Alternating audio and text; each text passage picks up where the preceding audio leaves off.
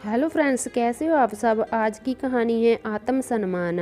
रामू बहुत ही गरीब लड़का था। उसके माता पिता की पूरी ज़िंदगी हमेशा गरीबी में ही बीती थी।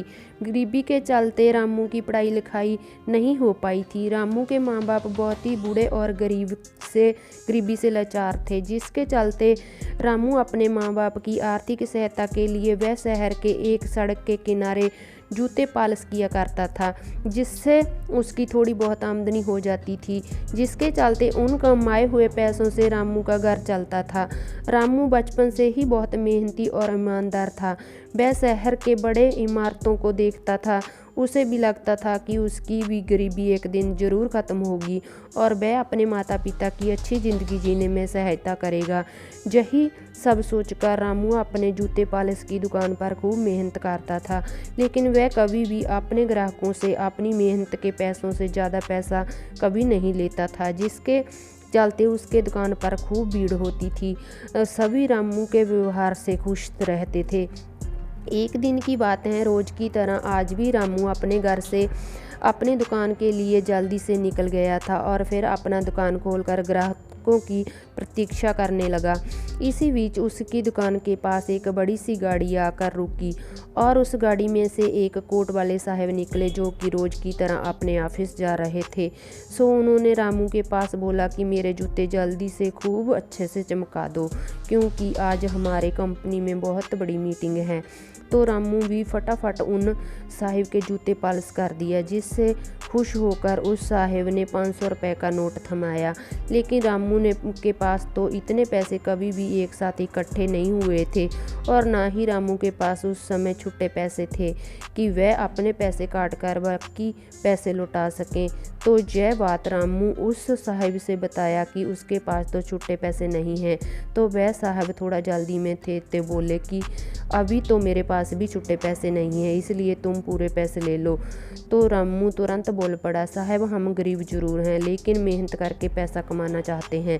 अगर आपने मुझे एक बार इन पैसों को दे दिया तो हमें ये पैसा कमाने का तरीका तो आसान लगता है, लेकिन यह ठीक नहीं है। इससे हर कोई मेहनत करना ही छोड़ देगा। लोग बस दूसरों के एहसान के बदले जीना सीख जाएंगे और मैं ऐसा नहीं चाहूँगा। आप इन पैसों को वापस रख लीजिए और जब अगली बार आना तो मेरे जितने पैसे बनते हैं उतने दे देना।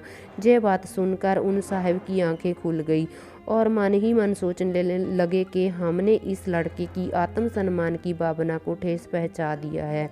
इसलिए वह साहब रामू से बोले, बेटा तुम अपनी परिस्थिति से गरीब जरूर हो, लेकिन अपने आत्मसम्मान की भावना से अमीर हो, इसलिए हमें माफ़ करना। और इस प्रकार रामू ने अपने कार्य से एक इंसान का दिल बदल दिया और फिर वह साहब बार बार यही सोचते रहे कि वह अमीर हैं जहाँ वो गरीब लड़का रामू, जो गरीबी होते हुए भी दिल से अमीर हैं।